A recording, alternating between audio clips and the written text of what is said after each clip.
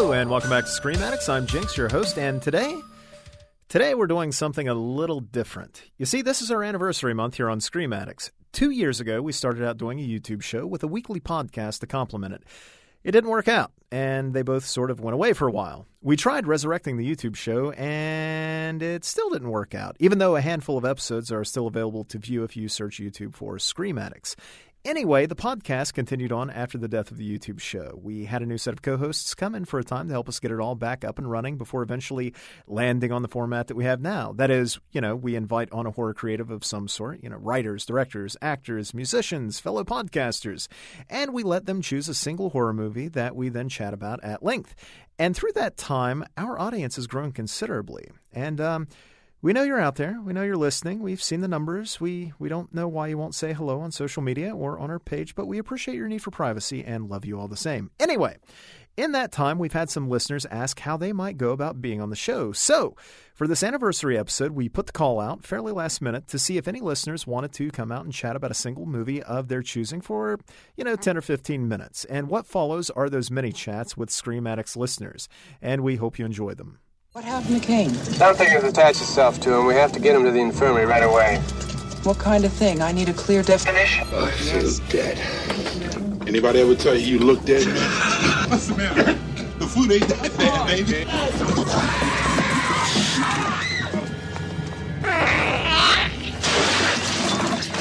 Oh, God! Well, I think it's just one of those iconic films. Everyone's heard of it, even if they've not seen it before. And when you watch it, it's aged so well. And the fact that it takes its time to build up the story and it focuses more on the atmosphere rather than jump scares. So you can be creeped out and then all of a sudden something will happen that will scare you. And then it goes back to the little banter between the crew, and then suddenly it gets right into it, and the rest of the film is just claustrophobic and you're on the edge of your seat. And not many films that I can think of do that, really. That was Craig Sutherland talking about Ridley Scott's 1979 sci-fi horror film, Alien. Mr. Sutherland is otherwise known as the Angry Librarian, so make certain to check out his YouTube show under that name. They're fantastic. And we'll make certain to post the link to that show in our show notes. Anyway, Mr. Sutherland, thanks so much for being on the show. That's great. Thanks for asking. I've been a fan of the show for ages. Thank you very much. Now, can I ask, if any horror movie you might have chosen, why go with Alien? Well, it's hard to choose on, really, because you've had so many good ones picked in the past. But I'd have to say it's probably one of the first horror films I ever remember seeing, and it scared the shit out of me. So it was an obvious choice, to be honest. Oh, yeah. I can't recall exactly the first time that I saw the movie as a kid. I have vivid memories of seeing the alien itself. I remember my older brother actually had this weird little alien toy, like a xenomorph toy, which is like one of the cheap, 70s, toys, but it was still kind of terrifying. And I remember catching glimpses of it on television. I remember hearing my parents, talk about seeing it on opening night, when it came out back in the day. And weirdly enough, I don't think I actually watched the movie beginning to end until I had become sort of a genre fan proper, in my teens. But when I finally saw it, it kind of surprised me in that, for all the reasons that you noted in your intro, it surprised me that it did take its time. It surprised me that it played more with suspense than outright horror or action, which I'd sort of related to the franchise due to, glimpses I'd caught of Aliens or, some of the sequels. But I don't know, how does the movie stack up for you against the sequels, which seem to be more about bombast and action and just, moving like a bat out of hell? Well, it's hard to really compare them because they sort of change genre slightly with each one that comes. I mean, the second one, Aliens, is clearly it's just sci-fi action, and they focus more on how many people die and how many bullets you can shoot rather than trying to build up the tension. And they tried it again in number 3, but it didn't really work very well. I mean, I kind of liked the story. And then number 4, they went straight back to the more action type thing. And I think they never really managed to grasp that sort of chemistry they had with all the cast and the effects and the story. I don't think they ever got close to being just as good horror-wise. I mean, number 2 is still fantastic, but you can't really judge it as a horror film, really, I don't think. It's definitely more action-y. Yeah, absolutely. I agree. And, I will say that when I finally got around to watching Alien as a teen, up until that point, I was familiar with, say, the Nightmare on Elm Street franchise and Friday the 13th and all of the sort of, major franchises that one gets acquainted with when they're just becoming, sort of like a burgeoning fan. And what I appreciated about Alien straight away was the fact that, this was a cast not populated by nubile teenagers. It's they're all adults, which seemed rare even then, arguably rare still now in some cases, at least with movies like that. And I kind of loved that about it. I love the cast, and it was really refreshing, I think, in a way, to not see another Teens in Peril sort of movie. And I was wondering, what are your overall impressions of the cast? Not just the actors, but the characters themselves. Well, like I said, it makes a massive difference that they're not just a group of horny teenagers who are trying to get laid and have some drugs and some alcohol. They're all grown-ups who are doing a very serious job. They're light years away from home, and they're all just sort of having a laugh and carrying on with it. And they take time to build those characters so that when you have Kane have the iconic alien bust out of his stomach, you're actually shocked that one of them has died all of a sudden, because it's taken that long to get to that point. And then one by one, they slowly disappear. And because they've taken that time to make you like them, you care. Whereas a lot of, especially with slasher films, they try and make it so that you don't like the characters, and they try and make it so that you root for the bad guy. I mean, if you look at any of the sequels to, Nightmare on Elm Street and Friday the 13th and Halloween's, the characters are kind of ancillary. It's the main bad guy. We're rooting for Jason, we're rooting for Michael. Whereas you don't really root for the alien in the Alien franchise. You're always hoping that Ripley or whoever is in them is going to manage to defeat the creature in the end. As opposed to wanting to see the next kill or the next big effect or, whatever crazy thing was going to happen to some, poor unsuspecting teenager next. I didn't want that to happen to the characters in Alien. I was dreading that, and the movie definitely plays with those expectations, like you pointed out with, because, we know what we're getting into straight away. We know that it's going to be a sci-fi horror movie. We know that terrible things are going to happen. And yet, because we learn to love those characters and because it takes so very long to get to that first death, it does hurt more, I think. It hurts all the more because we actually like them. We like Tom Skerritt's Dallas. We like Veronica Cartwright's Lambert. Love Harry Dean Stanton's, Brett. But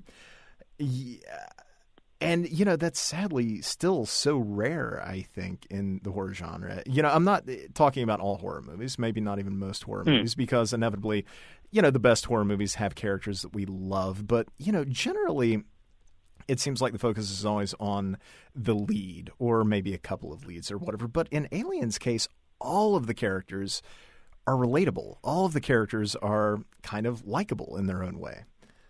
Well, yeah, I remember the first time I watched it, I didn't figure out straight away that Ripley was the main character. I mean, they don't really give her the limelight from off the bat. She never has that final girl investigative gaze. Exactly. She's just getting on with her job.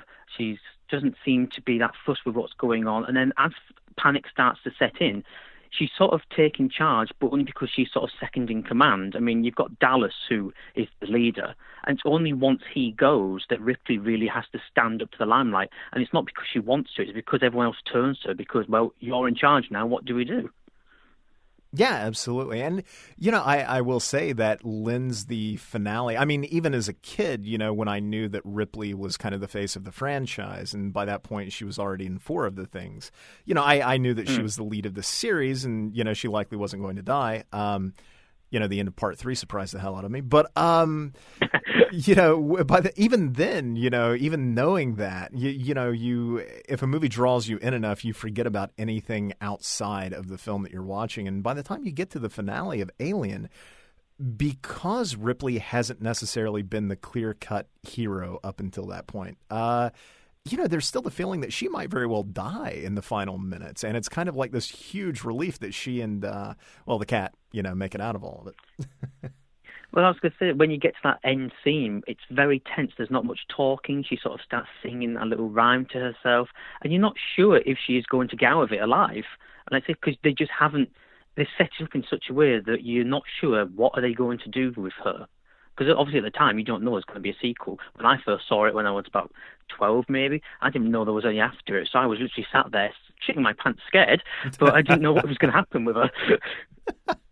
And I got to say, too, I love Ripley. I love Sigourney Weaver as that character. I think she's one of the greatest heroines in all of horror and sci-fi. You know what? Next to that, I think she's one of the greatest heroines in cinema, period. You know, and I'm including... She's regularly underlooked when it comes to Final Girls. I mean, she is the definition of Final Girl. She's the last girl that's alive. But no one really mentions her. You bring up Laurie Strode and people like that, and Nancy from... Nightmare on Elm Street, but you don't really bring up Ripley. Well, I wonder, that's a very good point. I wonder why that is. I wonder if most genre fans, or really most anyone who knows what the term Final Girl, what that refers to, I wonder why they don't necessarily see her as a final girl. And I will admit, I don't know that I've always considered her one, too. And I wonder if it's because she is in some way so much more capable and resourceful than the typical. She's older. It might be that too. Well, yeah, because Nancy is resourceful too, I guess, and Sidney Campbell too. So yeah, you might be right. It might just be the age thing. You're expecting a teenage girl who's just a nerdy virgin who all of a sudden manages to outwit the killer, where you're given straight away someone who's very capable of handling herself. So it's kind of not a surprise that she wins. So you kind of expect that yes, she would manage to survive. So I'm wondering if that's why. I mean, I've always thought of her as a final girl, but I can see why people don't. Yeah, why she doesn't immediately spring to mind, which is a shame because, I mean, she's brilliant. Even the sequels, which I got to admit, I love the franchise. I love it through and through. Clearly, the best movies in the franchise are Alien and Aliens, but at the same time, like the extended cut of 3, I think is actually a pretty solid movie. 4, Resurrection is not... It's not a good movie. It's not, but it's gorgeous, and she is fantastic. And I think no matter how dodgy the sequels were, even at their lowest, I think Sigourney Weaver always sort of came through them unscathed because she's so damn good in that role. She makes them watchable. I mean, number 4 is worth watching just to see how weird she acts when she's becoming this weird hybrid. I mean, it's very weird to watch. Yeah, it really is. And, going back to Alien, too, one of the really, really surprising things that jumped out at me at the time was, I was a kid who grew up not watching many horror movies.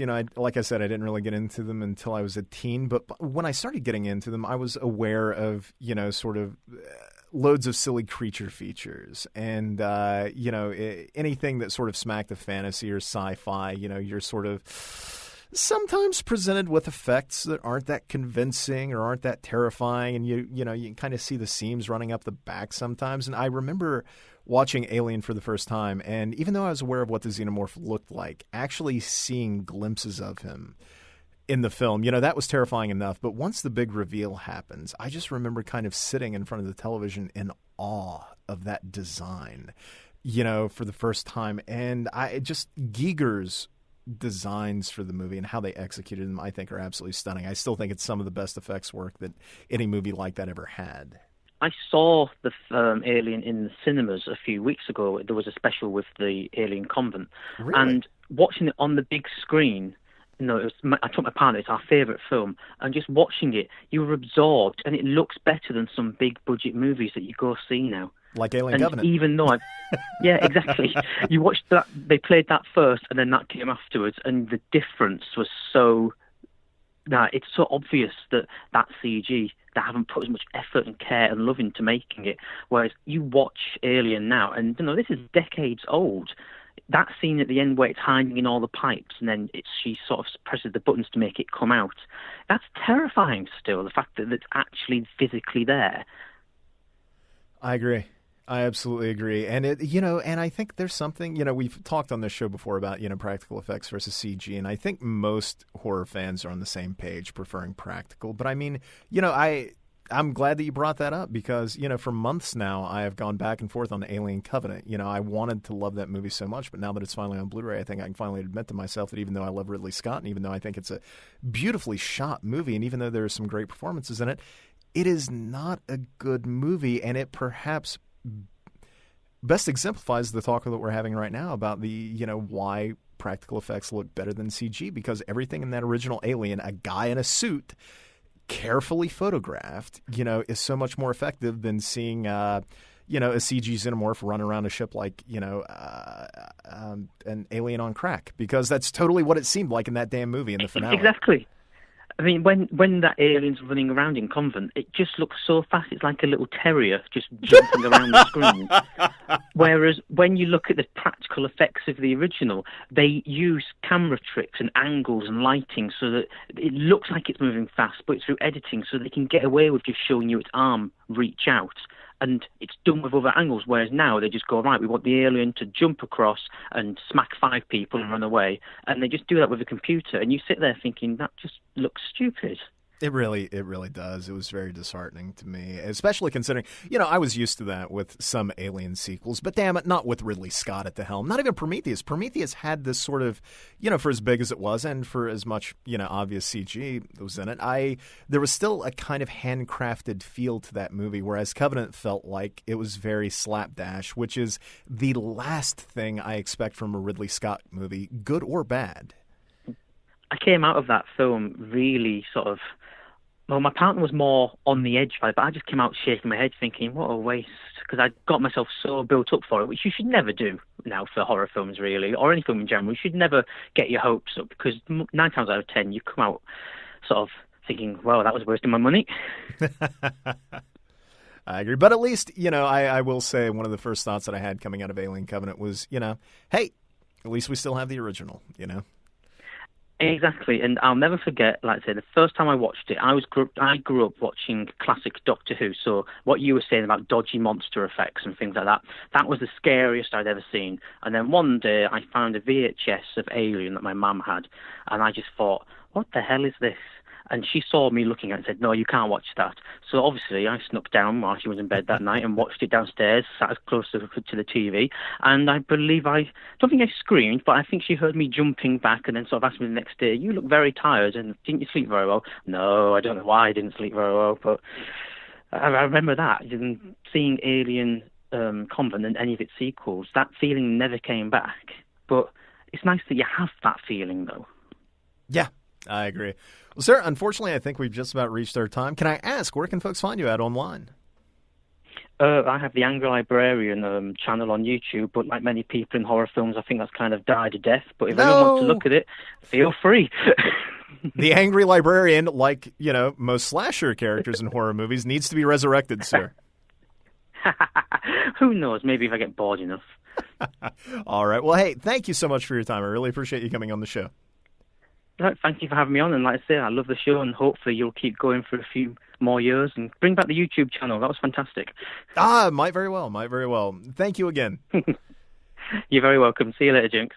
To a new world of gods and monsters. Alone. Bad. Friend. Good. She's alive!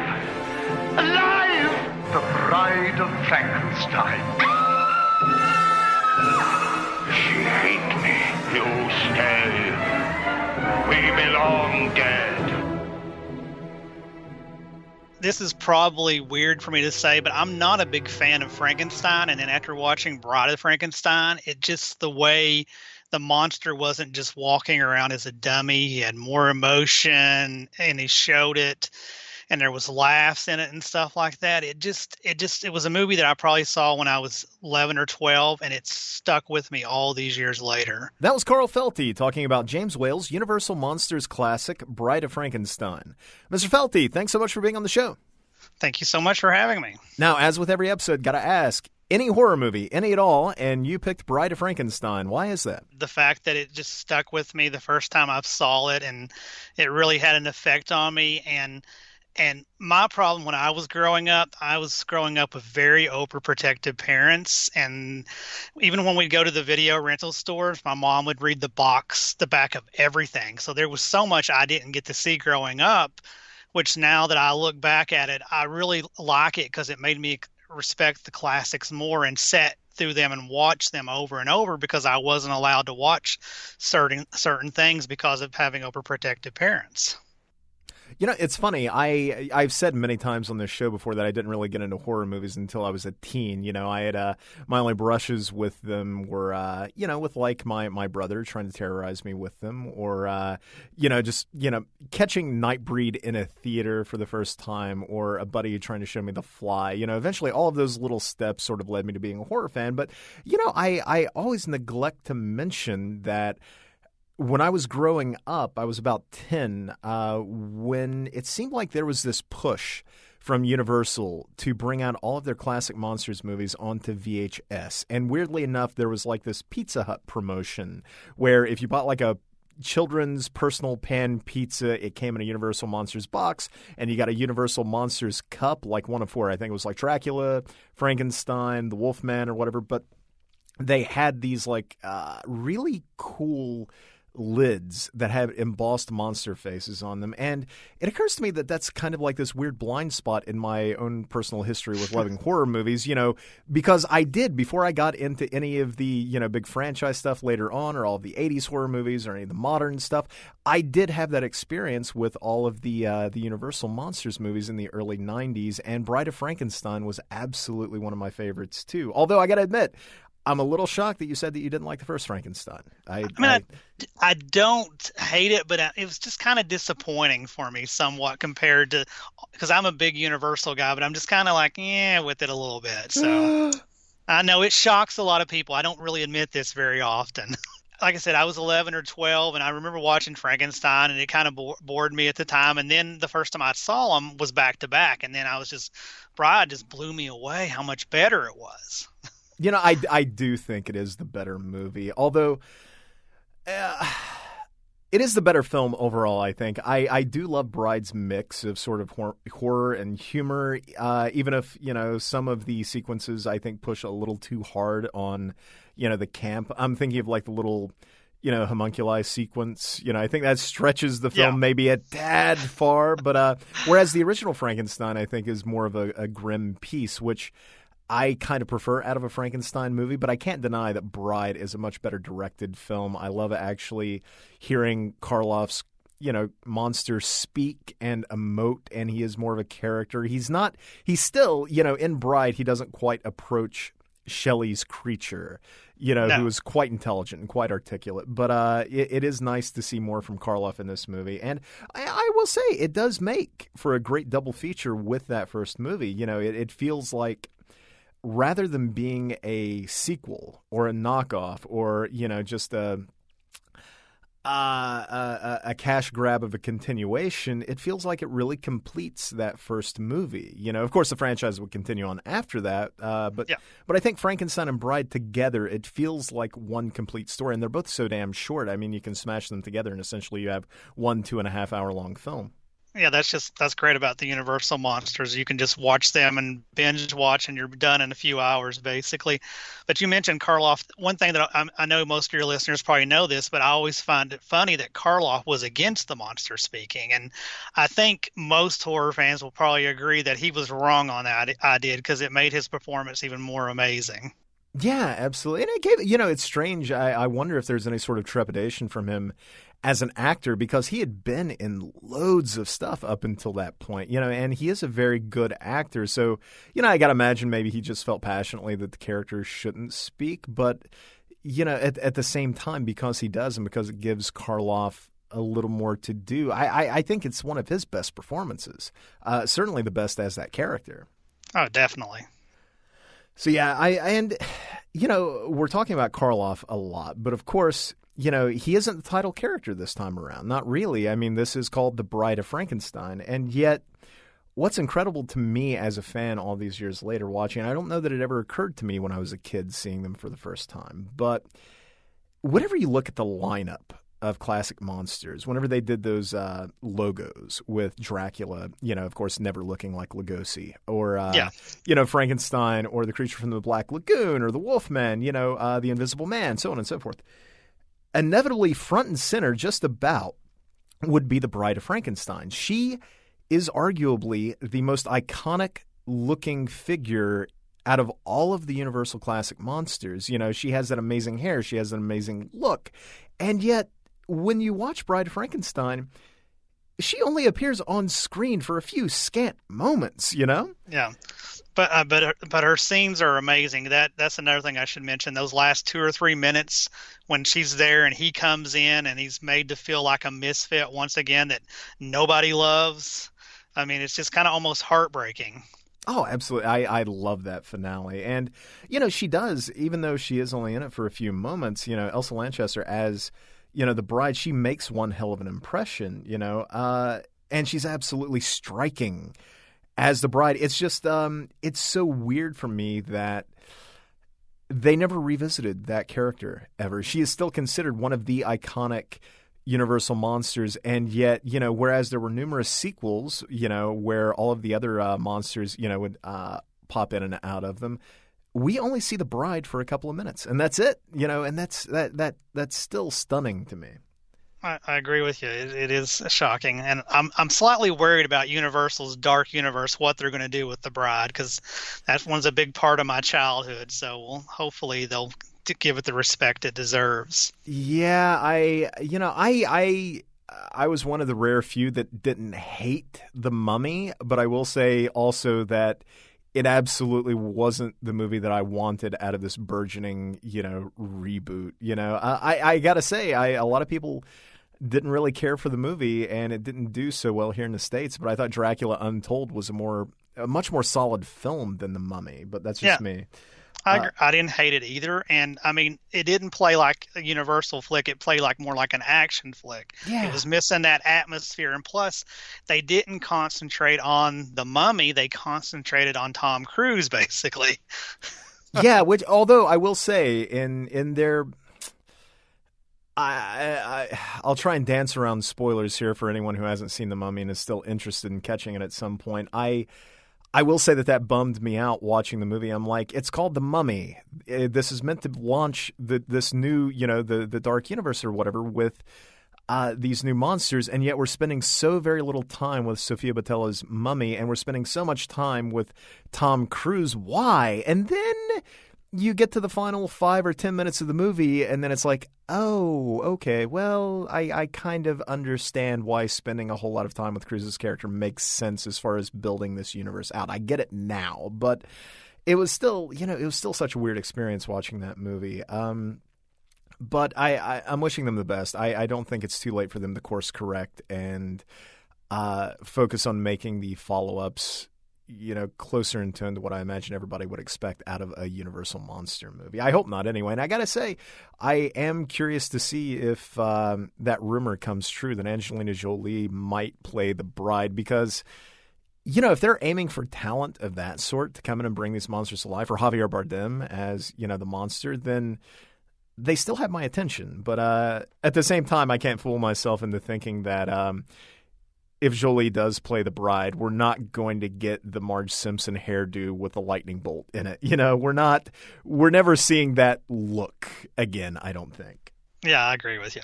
Which is a shame. So I got to ask, before we wrap up here, you were talking about the final moments of the movie. And, you know, I recently rewatched the movie and I was struck by something. I had always remembered Karloff's monster at the end, you know, just after allowing Henry and Elizabeth to escape. You know, he tells the bride, "You stay, we belong dead." But in fact, on the rewatch this time, I realized that he's actually talking to Pretorius, you know, the man who's responsible for kicking the plot into motion, you know, and I'm not really willing to put this down to the Mandela effect or anything, but, you know, it seems more appropriate to me for the monster to tell the bride that. You know, it would make that final moment a bit more tragic, I think. And it still is, but with the line being directed at Pretorius, it feels like that final moment is more about vengeance in a way. Yeah, I agree with you. It definitely does. He's just so angry and hurt. It's just like, you're dying with me. Yeah. And it is. I mean, I love all of those movies. I think they're a blast in varying degrees. You know, Son of Frankenstein, Ghost. I love Frankenstein Meets the Wolfman. But at the same time, so far as Karloff's version of that character goes, I think Bride's finale was probably the best way for him to go out, you know? And, of course, that didn't come to pass, but it is such a great ending, I think. And it is curious, too, that they end there rather than looping back and ending with the what one thinks is going to be a bookending sequence. The movie opens with Mary Shelley, in this very meta scene, also played by Elsa Lanchester, talking about the writing of the book and the fact that there's more story left to tell. It always felt like they were going to revisit that at some point, and they never do. Yeah, I thought so too, but they didn't, like you said. All right. Well, before we wrap up, do you have any final parting thoughts about Bride of Frankenstein? Just that I'm sure most listeners have seen it, but if you hadn't watched it in a while, you should revisit it just to see just what an amazing. I mean, it's hard to say a movie's perfect, but to me, it's the closest to classics perfect that I've seen. So. Yeah, I can't argue with that. Now, can I ask, where can folks find you at online if you would like? And what are you up to? Tell folks a bit about yourself. You can find me I'm mostly on Twitter at Brain of Blood. And I own a toy store in Ashland, Kentucky in the Cowell Mall. And there's lots of horror stuff if you want to come out and see me and stuff like that. So I've been doing this shop for 8 years now.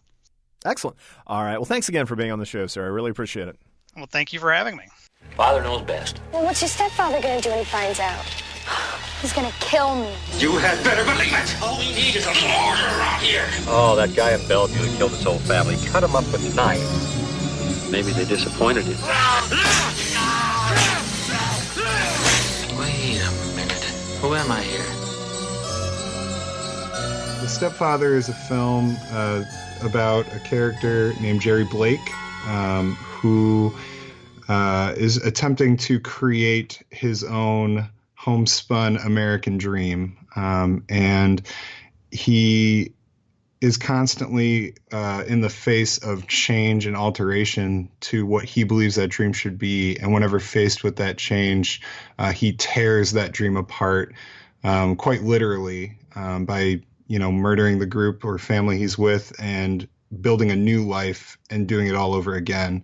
And it's based on a real life serial killer, which makes the whole story that much more unnerving. And it's headed by, as I said, Terry O'Quinn, who gives probably one of the best genre male performances I've ever seen. That was Paul Farrell talking about Joseph Rubin's 1987 horror thriller, The Stepfather. Mr. Farrell, thanks so much for being on the show. No problem. Thanks for having me. Why choose The Stepfather to talk about? Well, I saw it for the first time on Halloween Day at about, and oddly I can even tell you about the approximate time, about 8 a.m. in 2009, because every year on Halloween I do an all-day horror movie marathon and I actually log what I watch. Oh, nice. Yeah, because I'm crazy. And no, that's cool. And a lot of times I do first-time watches on Halloween, and that was my first-time watch for The Stepfather. And the reason I chose it today is I had found that movie on my own. I was not recommended to watch it.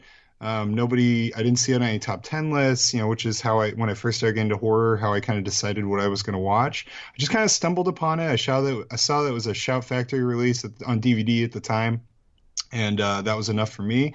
And I watched it, and I was absolutely blown away. And my initial thought after seeing the film was, why has nobody grabbed me and made me watch this? And I felt ever since that day, it's one of the films that whenever somebody asks me for recommendations or what's a movie I should point them towards, I say that film, because I think it's unsung in how much it did for the genre, how great of a film it is, how effective it is, and how many sort of special ideas that it puts forth by the end of the film.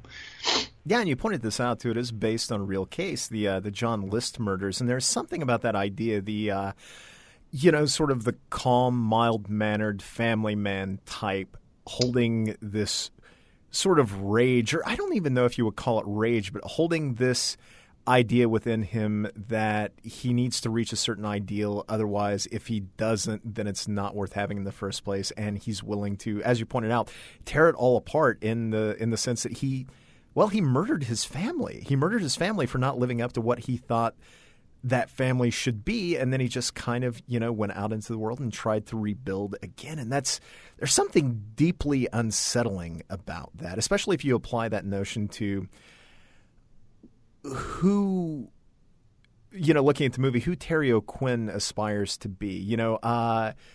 you imagine that he wants to live this sort of Ozzie and Harriet kind of life. And then you imagine a kind of monster living within that kind of world. It's an idea that gets under your skin and worms around a little bit, I think. It's deeply unsettling.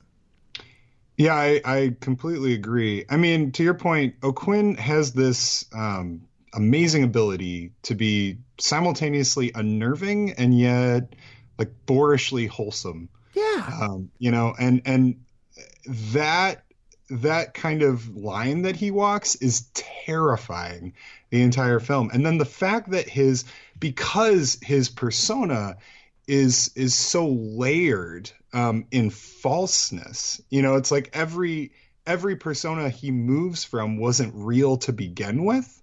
So you don't know who Jerry Blake is, even as a viewer, even with additional knowledge, like you don't know who he is. He's completely shrouded in anonymity. And that makes like for every action, every motivation he has, you just don't know what's coming. You don't know why he's doing it. And you're forced to kind of fill in those blanks. And you kind of get the sense that he views the American dream almost like a formula or an equation where there's certain components that need to be there to get to the outcome. It's like the quadratic equation. Like you need every component to get to the answer, and that's the only way it's going to work. And so he finds that, and he builds it, and he makes it, and then he has it for a little while. Which is what's so impressive about what he's doing is he actually accomplishes his goal. But then the minute one of those things changes, and that's really Jerry's enemy is change. And I think we'll get to that. But, what I find fascinating is, when you look at it like that, it's like you remove one component or taint it or change it, and then his equation doesn't add up, and then his persona no longer adds up, and he completely fundamentally breaks down. So I think Jerry breaks down first because he's the answer to that equation that the American dream is equaling. And then once he breaks down, he destroys the components of the equation because he's not Jerry anymore. He's whoever he actually is, and we don't have a name for that. And that's really terrifying. Yeah, I agree. And you mentioned O'Quinn too, and what it must have taken to bring that character to life and make him, genuinely threatening at times, but also, like you pointed out, weirdly wholesome at times too, and yet grounding it all. I mean, he's such a great actor. He's always a solid performer in anything he appears in. What with his, he appeared in The X-Files. He was a great movie from my childhood, The Rocketeer. He played Howard Hughes. He was in Young Guns and Tombstone. But I wonder if we can't consider, the stepfather his signature role. Maybe Locke from Lost, but damn it, he's so good in this film. And inevitably, whenever you think the stepfather, you think him. Yeah, I 100% agree. I mean, I was introduced to Terry O'Quinn by way of Lost, as you mentioned. That was just the first thing I ever saw him in. But seeing the stepfather, that to me defines him as an actor, not to limit him, but I think because it shows what he can really do when he's allowed to do it. One of the nice things about watching, especially from the 80s, like a lower, not a low budget, but a lower budget sort of off the radar horror film, especially one of this caliber where it's got a great script, as a lot of people that were very clearly passionate about the project, and not a big, huge name at the time, it allows for them to take risks. It allows for them to do things that I just don't think you see in more of a mainstream film because there's less at risk to begin with. And then we get these really special performances like we saw out of Terry O'Quinn. And it makes me wish that I wish he had done more sort of in that genre specifically because I love what he does in that film with that script and that character. Yeah, and it is. You mentioned the script. You definitely have to give credit to for how damn good the movie is because it was written by Donald E. Westlake, who's this great sort of hard crime novelist, and the story was co-written by Westlake, and I think it was it Carolyn Lefcourt? I'm not really familiar with any of her other work, but it was also the story was co-written by Brian Garfield. So between Westlake and Garfield, we have a film given to us by the creators of Parker and Death Wish, and one imagines like how, the stepfather character might have fared in, say, print form. What kind of horrible adventures might he have gotten into? I mean, of course, we had film sequels, but they all sort of, they all kind of did the same thing. And I'm not knocking them. I actually think Stepfather 2 and 3 are a lot of fun. But, imagine the stepfather character in a long-running series of novels had he survived, well, again, he did survive the events of the movie, but, I almost picture him as this Tom Ripley sort of figure, and I kind of wish the film franchise had gone down some more interesting routes than they did. But and I don't know, that just occurred to me because of the men who helped give birth to him, along with Carolyn Lefcourt. Like I would love to see like a hard case crime novel featuring that character in, what does that guy, or what does the John List type look like when he's out in the world and he's not dealing with that equation that you mentioned, Absolutely. And I definitely see that. Like and part of that is Terry O'Quinn, again, create a character that feels like, the best characters feel like they have existed and sort of will exist, assuming they don't get killed off or whatever it is, beyond the confines of the story you're watching. And he feels like he has a strong sense of history. He could have a strong sense of future, and you just want to watch him interact in the world.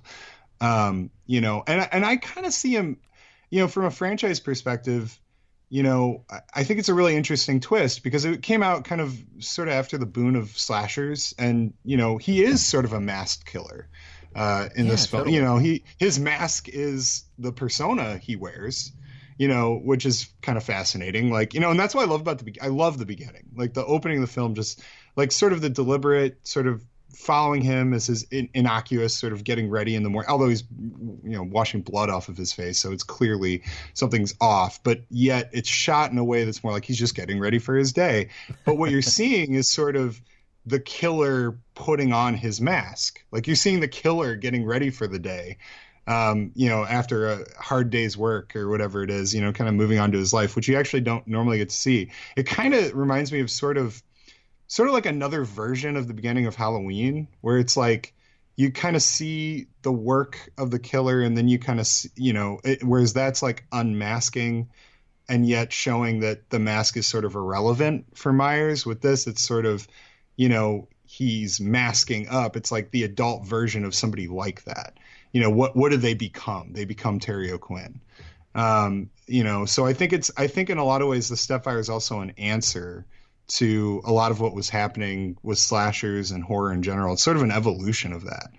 And I think it's present in other films that came after it. I thought of like Parents and things like that, where it's like another inverse of the American dream and sort of kind of obviously darkly humorous in that regard, but just playing with these things that we think of as sitcom fodder and putting it in a completely different context.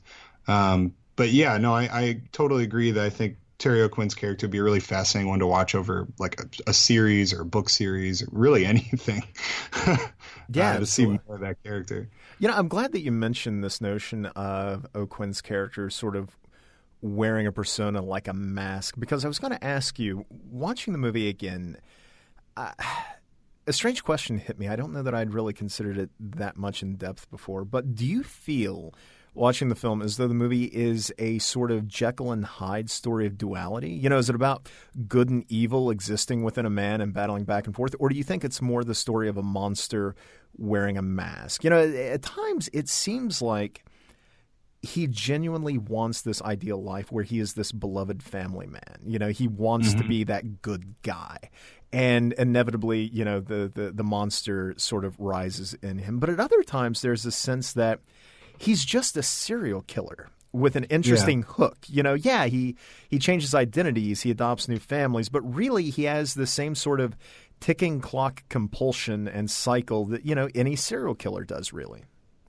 Right. And that's a really good question, because what that raises is if he, and I think this gets to something bigger, because the idea is if he somehow accomplished his goal statically, would he ever kill again?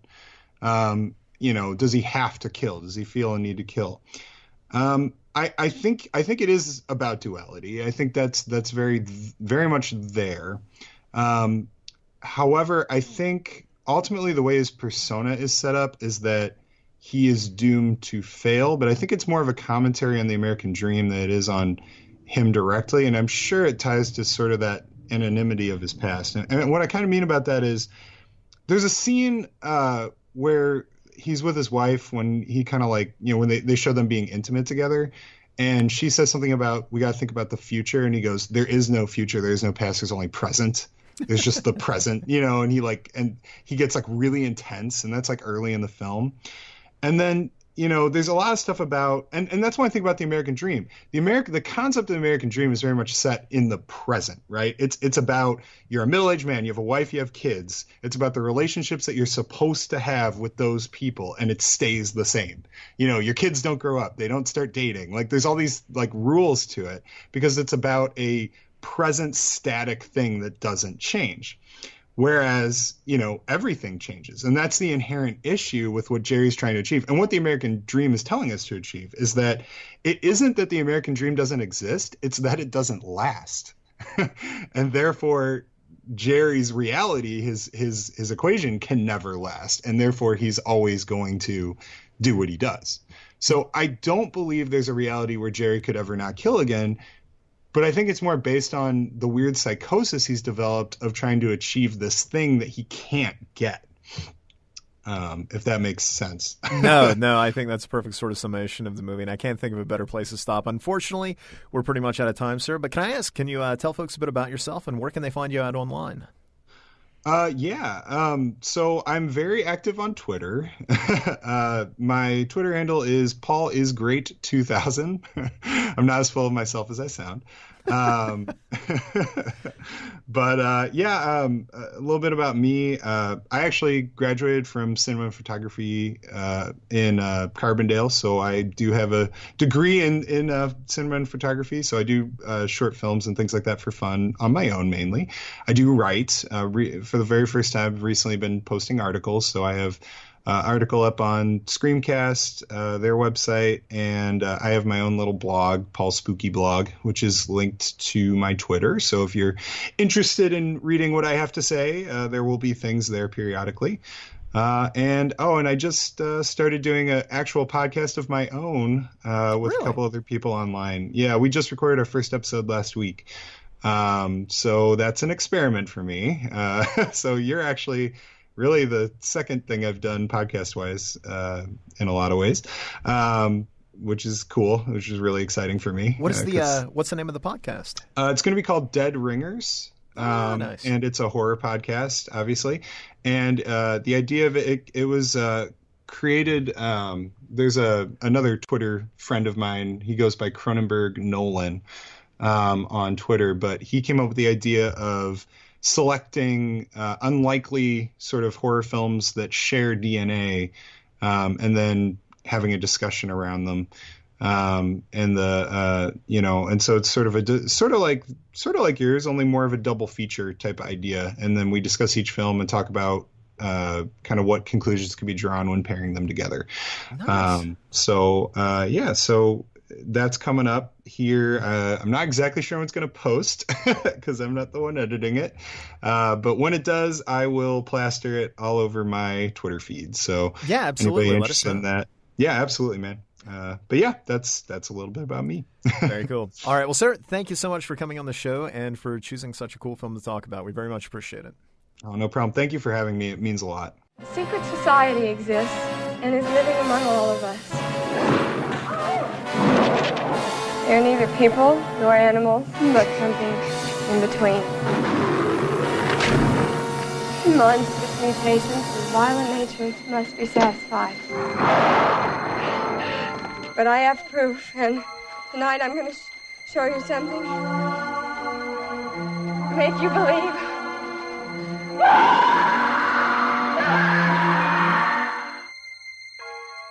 I was terrified by this movie, like, throughout my childhood. I think that, for its time, it was terrifying. It had me scared of werewolves for a very, very long time. That was Destiny McCulloch talking about Joe Dante's 1981 werewolf film, The Howling. Ms. McCulloch, thanks so much for being on the show. No problem. Thanks for having me. So let's dive in. Out of all the horror movies you might have chosen, why go with The Howling? Well, like I said, it was probably one of the first movies my dad introduced me to, and my dad's a horror fanatic too. And it absolutely petrified me for years.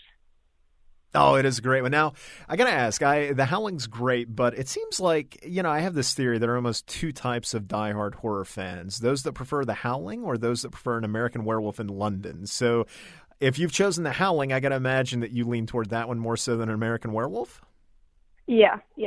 Excellent. Very cool. And it is a really cool movie. It's a beautiful movie, too. Watching it again, it has this great sort of almost comic booky look at times, which, a lot of people don't talk about that much. I remember when the DVD came out, I say not that long ago. It's been like 15 years. Good God, I'm getting old. Anyway, I remember on the DVD, Joe Dante talking about, not merely shooting a color film, but, or shooting a movie in color, but shooting a color film. And, the movie is very vibrant looking, which is kind of strange, that the fact that there are all of these terrible events happening in the movie, and yet it's also pretty at the same time. It is. That it is. I didn't know the budget was as big as it was either, because it wasn't like an extraordinary, like they didn't have like really, it looked like they didn't have expensive props. Yeah. I imagine early 80s, even for being a creature feature, the budget was kind of paltry. Definitely. Although I got to say, like, there are still some incredible effects in the movie by Rob Bottin, the guy who did all the creature effects on The Thing, and I'm thinking especially of like Eddie Quist's transformation near the end of the movie, which is just amazing. I think absolutely. Yeah, maybe An American Werewolf in London, maybe that transformation might be better so far as the technical skill involved, but I think The Howling's transformation is much more disturbing and terrifying, I think. Yeah, I think that's why I leaned more towards The Howling, because I think it gave me more of whenever she, I guess, was underneath the cabin and it was like broad daylight, that it made me not want to go in the woods for a long time. It's funny because when you watch the movie, I mean, there are in-jokes and tributes to older movies, and it's populated by these really fun older character actors, and it does have kind of like this vein of wicked sort of dark humor running throughout. But at the same time, when it's scary, it is genuinely scary at times. You're right. It's absolutely frightening. Absolutely.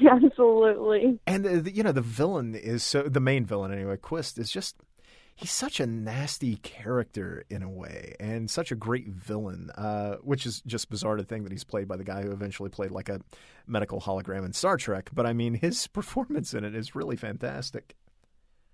Yeah, and like I said, the transformation, I really thought that all of their transformations were, very well done.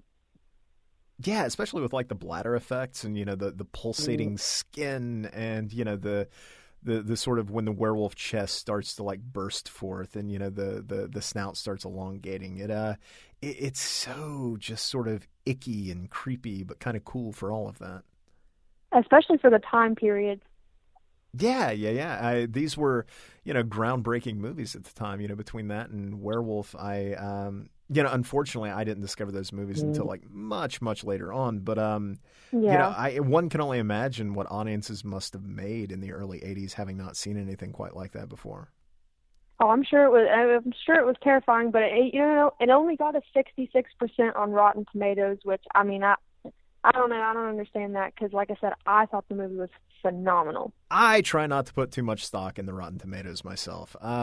Yeah. If something gets a 100 or a 98 or something like that, it's like, okay, maybe enough people love it that there is something worth checking out there. But I can't really, I take the negative Rotten Tomatoes scores with a load of salt personally, just because there are so many great movies out there that have relatively low scores. It's like, I can't trust this. Yeah, I agree.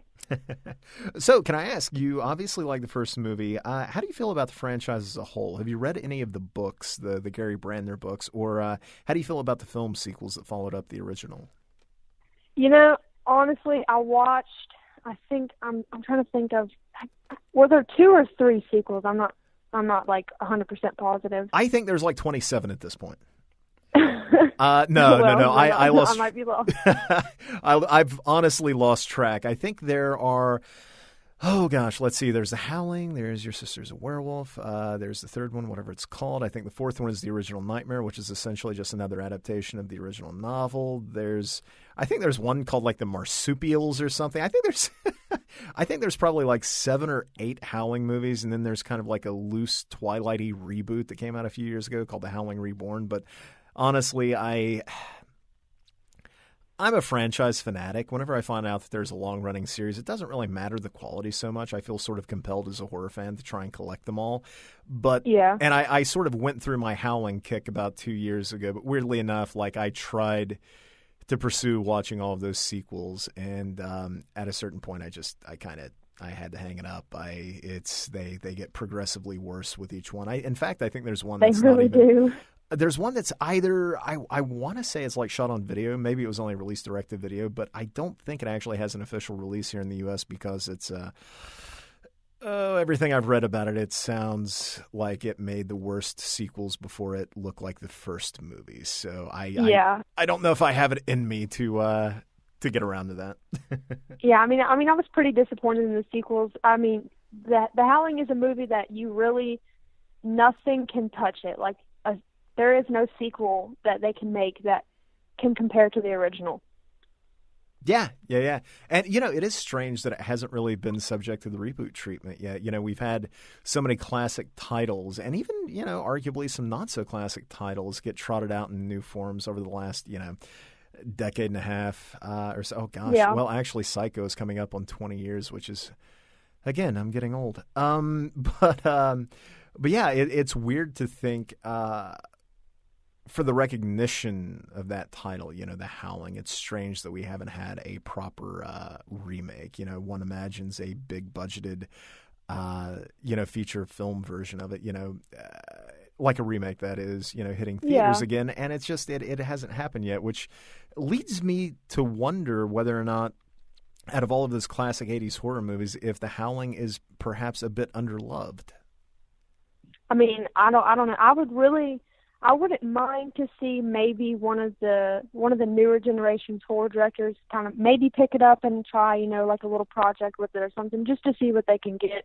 But horror movies nowadays really disappoint me. Like whenever they say, new horror movies coming out, whatever, I'm like, okay, well, I wouldn't really consider, if it doesn't scare me, if it startles me, then it's not horror. If it scares me, it's horror. So would you say you prefer older horror as opposed to any of the stuff that's come out in the last, say, 5, 10, 15, 20 years? Absolutely. Okay. I mean, there are exceptions. Like, I really did enjoy, like, all the Halloween reboots that Rob Zombie did. I really did enjoy those because they were just insane, and I loved that. But most of it, like, I just watched Bye Bye Man the other day. It was awful. I'm not a fan of newer stuff. Yeah, stuff like that too. Fortunately, you can kind of see, coming from a distance, like the Bye Bye Man, the trailers that I caught for that in theaters. It was just kind of like, you know what? I've gotten to this point in my fandom, I think, where I don't have to see everything that comes out. I don't need to watch every brand new horror movie that hits theaters. Back in the day, I did. It was this weird sort of collector mentality where, I would travel great distances to watch the smaller movies, which inevitably, most of the time would reward me. But, even stuff like the Bye Bye Man or the larger budgeted, or at least larger, or rather the wider released horror films like that, they're not. There's been a lot of good stuff that's come out recently, but if the trailer doesn't capture me anymore, I no longer feel the need to catch it. I skipped the Bye Bye Man. I skipped Wish Upon. I skipped, I forget the other movies that I've skipped because I find myself caring less, which kind of bums me out in a way, but at the same time, it gives me more time to rewatch movies that I love. Yeah, I mean, it is really sad that I feel like horror has kind of lost, like, I don't want to say lost its touch because obviously it's not the genre's fault. It's the people, it's the directors that pick it up. I think that they're trying to adapt to younger minds, and they don't really care about people that have actually been horror fans for a very long time, and they just kind of want to go with, let's just make these kids jump and it's fine, that we'll call it horror. Like, that's not, to me, that's not what makes a horror movie. I don't, because some horror movies don't make me jump. They make me like, oh my God, that's so cool. Like Evil Dead, the remake of Evil Dead, so good. And I didn't jump, but I thought it was phenomenal. Yeah, that was more, I will say, the Evil Dead remake. I don't know that it was ever jump out of your seat scary, but I did, there was this very white knuckles sort of feeling that I had throughout the entire movie where the tension just kept getting ratcheted up further and further and further. So I don't know. What do you think as a fan? What do you think you're missing from newer horror that the older horror films had? Like, is it a stylistic thing? Is it a matter of the effects? Is it story? Is it sort of the concerns that the filmmakers have so far as how they go about scaring people? I mean, I really think that it is the genuine concerns of, the directors. Like I said, they don't care how they leave the audience feeling after they leave. They just want to make them jump while they're in the theater, and that's it. They don't put a lot of thought and a lot of effort and a lot of caring into the movie that they make. That, this movie's going to be a classic 35 years from now, because, like, obviously, Bye Bye Man is not going to be a classic, 30 years from now, or any, I can't remember the name of that movie. It was like, started with an O, and it was about like the mirror. I cannot remember the Oculus. name of that movie though. Yes, that's not going to be a classic either. And I just feel I like I kind of like it's all the Oculus. same. I mean, it was all right, but like I said, I feel like all of them are just becoming the same thing, because I feel like Bye Bye Man was so much like Ouija, my bad. And I still don't know what the proper pronunciation of that is, so I just go back and forth, and whenever somebody calls me on it, I sort of roll with whatever the pronunciation is. Any listeners out there, if you have any idea how it's properly pronounced, please let us know. Yeah, that'd be appreciated. Yeah, but I know what you're saying, and it does seem like the genre is sort of preoccupied now with the same sort of paranormal thrillers, and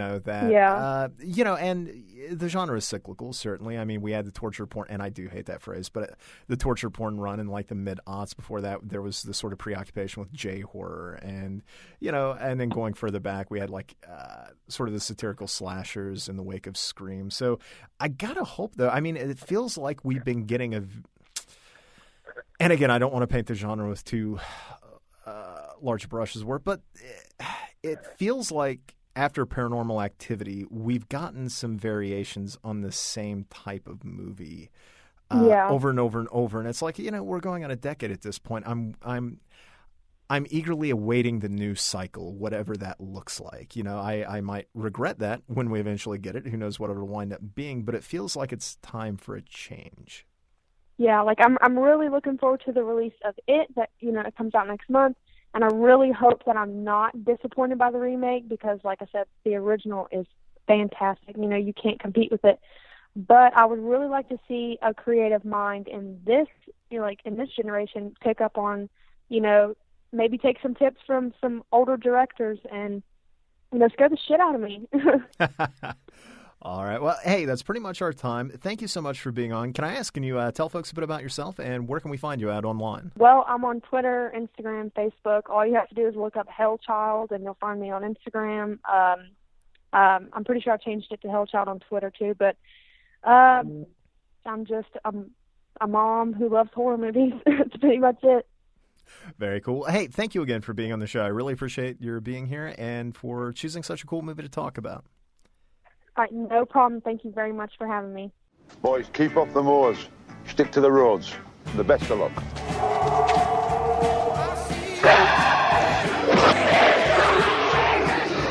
Tomorrow night's the full moon.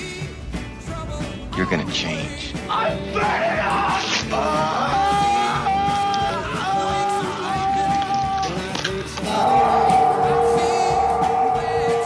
Please let me help you. I love you, David.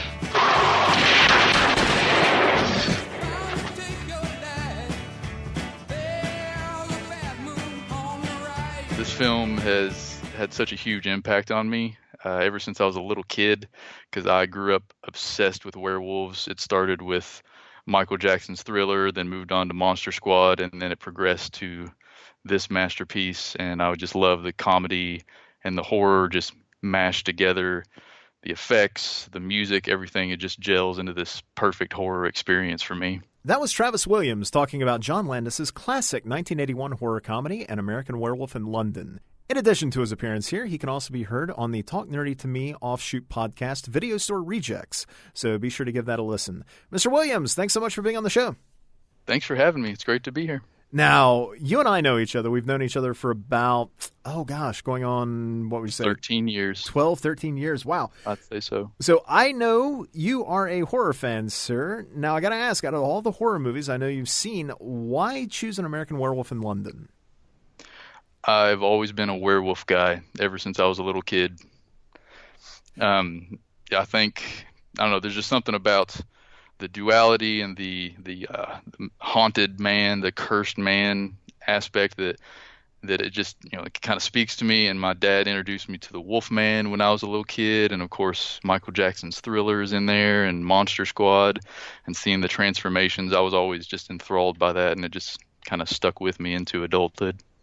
Fair enough. I love werewolf movies too, especially The Wolfman. I think The Wolfman, the original Universal movie, might actually be my favorite werewolf flick. If not that, then maybe I don't know. Maybe I got to admit I'm a sucker for Ginger Snaps, and I love Dog Soldiers too. But it's funny. Love those too.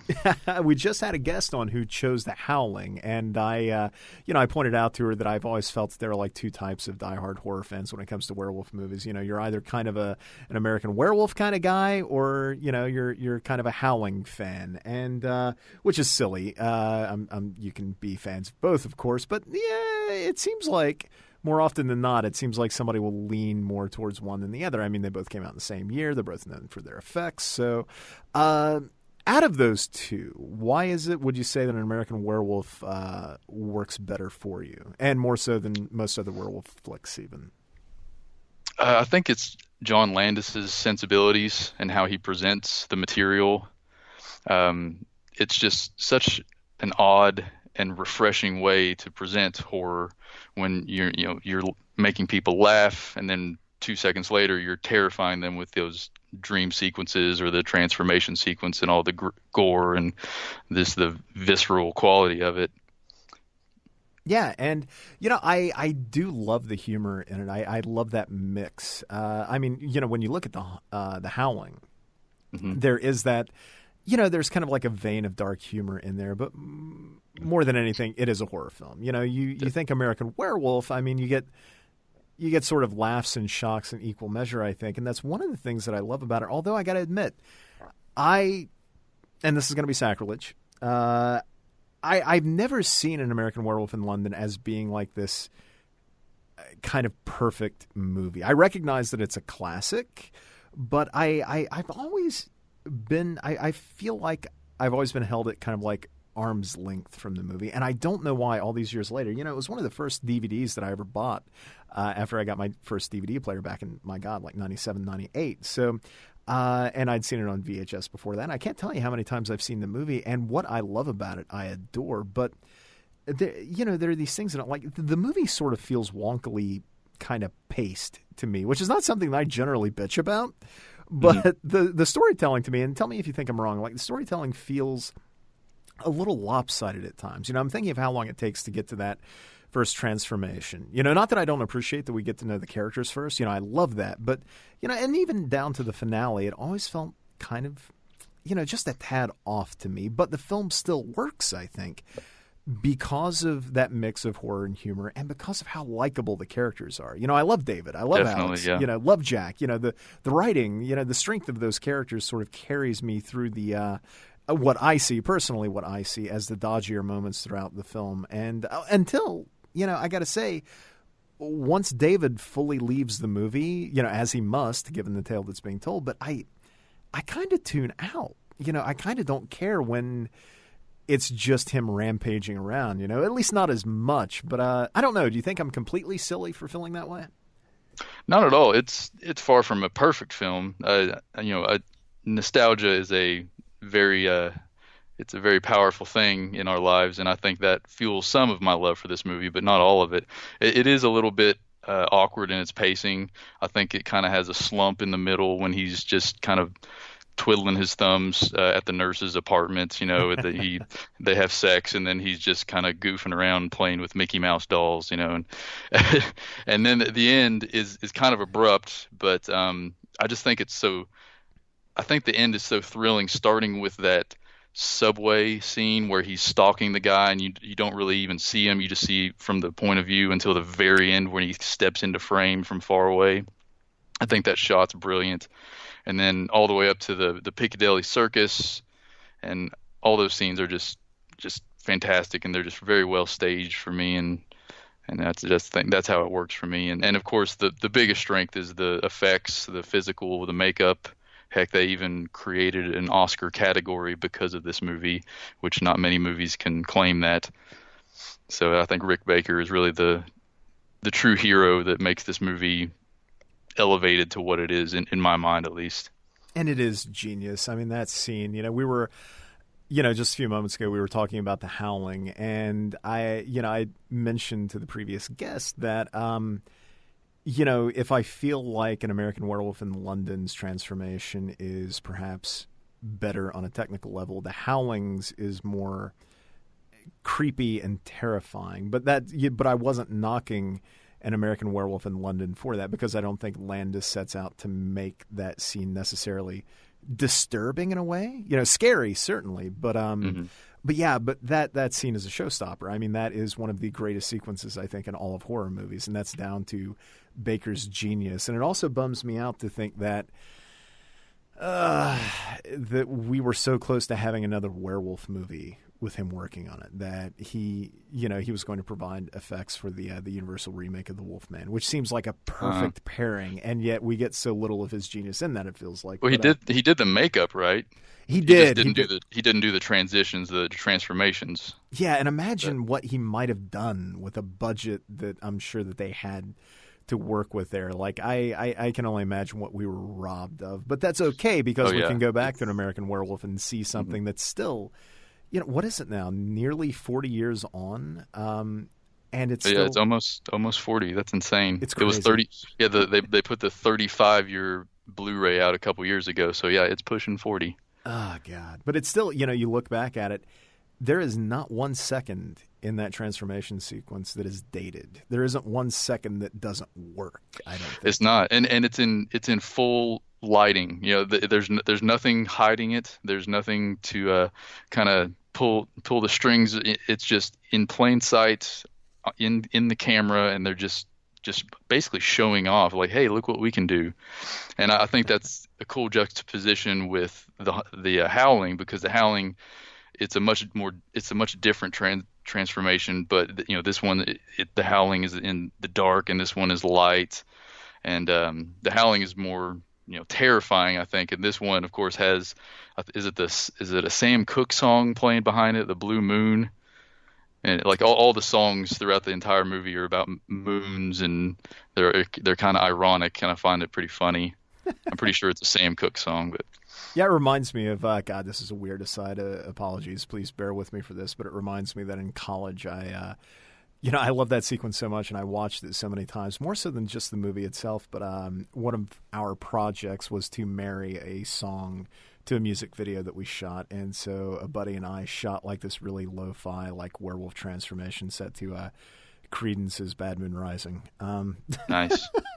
And it was my total homage to like An American Werewolf in London, which maybe 3 people in my class got. So that was a bummer. But, Yeah, so it's Southern Ohio. People aren't really going to latch onto that very often. There are a handful of us. We're here. We like to stay hidden. So few in numbers. So I got to ask, okay, so you love An American Werewolf in London. How I always try and take a larger view and look at the franchises that certain movies spawn. Can I ask how you feel about the follow-up, An American Werewolf in Paris? Oh, it's a dumpster fire. It is so bad on so many levels. When I watched it as a kid, I saw it. I remember that Bush song being everywhere, and seeing the music video with Julie Delpy, and thinking that the resulting movie, might be kind of cool, because the song was all right, and the music video was kind of cool and stylish, and the guy who made the movie was the same guy who did Mute Witness, which is a damn good film. But then you watch the movie. I remember not being impressed with the movie then. I tried to rewatch it about 2 years ago. It fails on almost every level. Like, there are the shots don't even cut together into coherent sequences. Yeah, forgetting that it's a pretty bad movie. There is something that I do like. I like the concept of the werewolf society, like the underground cult, even though I don't think it's executed very well. But the idea of that, I think that in better hands, they could have done something cool with that. Yeah, and the idea that they carry around syringes that they inject themselves with so they can prompt like a moonless transformation if they would like, stuff like that. Which is kind of, yeah, you're right, it's a neat idea, but at the same time, like at any point when you're watching an American Werewolf in London, in the back of your mind are you like, I wonder if there's this werewolf cult out there that David could, run afoul of, or it's just such a bizarre way to go sequel-wise. And plus they followed up one of the greatest horror movies so far as practical effects go with some of the dodgiest CG that has ever graced screens or disgraced. Yeah, I would put that CG on the level of Spawn and Mortal Kombat, right on that plane. Very true. Although, it's funny, An American Werewolf in Paris isn't necessarily, might be a bit of a stretch, but I'll say it's not necessarily the only follow-up that An American Werewolf in London had. Did you ever see the Masters of Horror episode Dear Woman? I did. I think you let me borrow it. You let me borrow that and Cigarette Burns. Yeah, those are the two best ones in the first season. Yeah. I loved Dear Woman. I think it's great. It's obviously set in the same universe because I think the Brian Benben character makes a reference to werewolf in that, but yeah, not only that, I think it feels tonally like a perfected version. And I'm not saying like it's better than American Werewolf in London, but I'm saying the mix of horror and humor almost feels sharper in Dear Woman. Like Landis had learned a few new tricks and he had managed to hone like his abilities in the years since. And it also makes me realize too that I kind of miss John Landis. Me too. I'm always lamenting the fact that he's been kind of blacklisted. Yeah, you think he's one of those directors who his filmography just speaks for itself. In the early 80s, just hit after hit after hit. He's got my favorite horror movie, American Werewolf, and then one of my favorite comedies, Blues Brothers. The guy is a genius, but I think that Twilight Zone incident kind of hurt him for good. Which is a shame because I'd done more reading about that. It's funny, last night doing a bit of research, and I inevitably, when looking up his bio, I sort of followed a few things down that Twilight Zone path. And it seems kind of unfair in a way that we were robbed of. I don't know how to articulate this. It seems unfair that we were robbed of the career that he might have had that incident not happened. You know what I mean? I could imagine him sitting in a much different place now if that hadn't happened. Maybe it didn't affect his career. Who can say? But it certainly feels like it did, and I definitely miss his work. Me too. But not only him. You think about a lot of the directors who were working at that time. You have not only him. We were talking about The Howling. where the hell is Joe Dante? He's making trailers from hell. That's one thing. Yeah, there is that, which is awesome. That's a plus. And like John Carpenter, a lot of these guys who had such a huge impact in the 60s, 70s, and 80s, and even a little bit into the 90s, they've either been just brushed aside, or I don't know. I guess just the Hollywood landscape just doesn't fit their sensibilities nowadays, which breaks my heart, because it means it doesn't fit my sensibilities either, because I really connect with those guys. Yeah, I agree. We grew up with them, and it would be very neat to see, I would love to see them be as prolific as they were back in the day. Damn it. You mentioned John Carpenter. Where the hell is he? Why isn't he making movies anymore? He's touring with his band, which is cool. That is cool. I'd love to see that. I would love to go see one of those shows.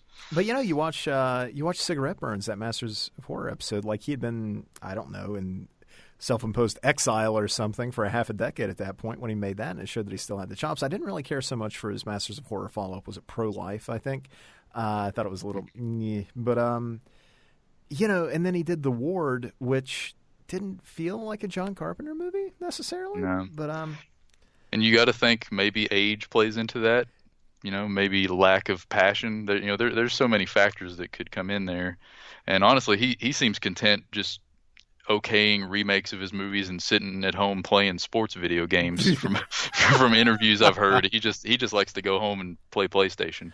Well, you know what? Given what he gave us, and what Landis gave us, and Dante has given us, and all of those guys, from back in the day, like if they elected to not make anything else anymore, and they just wanted to, enjoy their retirement, I don't think we could begrudge them that, because my God, look at what they did gift the world. So yeah, they made their mark. All right, sir. Well, unfortunately, I think we've just about reached the end of our time. Can I ask, do you have any final thoughts on An American Werewolf in London? I just think it's just such a fantastic tongue-in-cheek horror/comedy, and it walks this tightrope between those two genres, and it pulls it off beautifully. And I don't think we mentioned Griffin Dunne enough, because he's so great in that movie as the walking meatloaf. I really loved him in the new Tom Cruise Mummy film. I thought about bringing that up today, but I figured we wouldn't have time. I was pretty offended by the blatant ripoff that they did with that.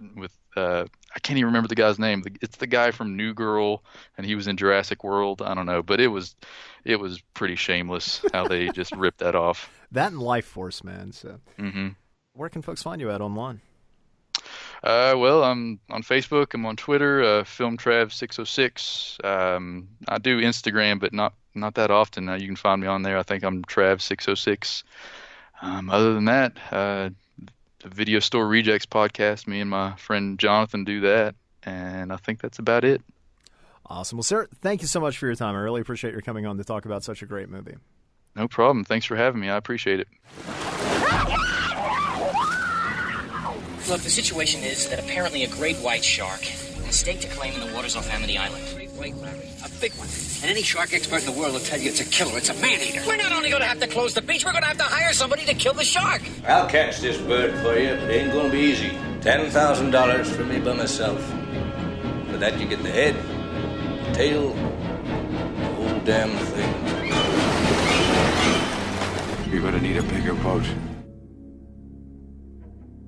Jaws tells the story of this seemingly massive shark that is terrorizing, a beach community, and it's tasked with kind of an odd group of characters to take him out. Initially thought of as more of a drama and thriller, it's got so many horror aspects within the film that really make it one of the most terrifying movies that is out there. That was Christopher Tallmadge talking about Steven Spielberg's 1975 classic, Jaws. Mr. Tallmadge, thanks so much for being on the show. Thanks for having me. Now, I got to ask, out of any horror movie you might have gone with, why choose Jaws? It was actually really tough to pick just one movie since there's so many great and iconic ones out there. But I kind of took it on a more personal level, and I thought, what movies still kind of scare and terrify me even now as I'm getting older, and I can only think of two, one of which was Jaws and the other one's The Exorcist, but I think you already interviewed two people about The Exorcist and kind of talked to death, but I think I still would pick Jaws over The Exorcist. It's got just so many great elements about it. It's got a fantastic group of actors in it. Roy Scheider, who I think is incredibly underrated, and he's in this trifecta with Robert Shaw, who with this movie as well as From Russia with Love is up there, and some of the greatest actors that we've ever had. And then you stick Richard Dreyfuss in there for kind of the humor aspect of it a little bit, but just the dynamics between the three of them is perfect. And then you have a movie that's seemingly more focused on being a adventure movie, but it's got some pretty scary set pieces, and I think that has to do with the fact that it's an actual shark. We have a lot of movies now that has so much reliance on CGI, but there's something about a shark being physically there with the actors that they can touch and interact with, and sometimes get eaten by. But it just makes for that much more of a realistic and visceral experience. And I don't care what anybody says. I still think it looks pretty real, even when I watch it nowadays.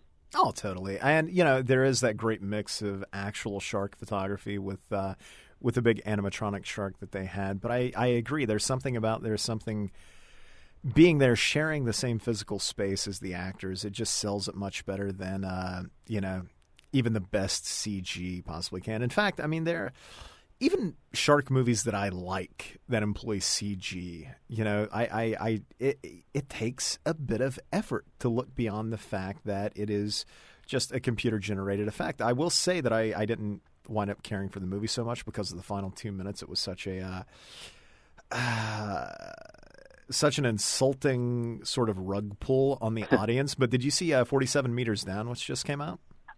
I did, and I'm glad you brought that up because I enjoyed 47 Meters Down, not so much the twist, same as you, but same thing with The Shallows. I thought The Shallows was really great. Yeah, absolutely. But when you start to see more and more and more of the shark, you start to see kind of the cracks in the CGI.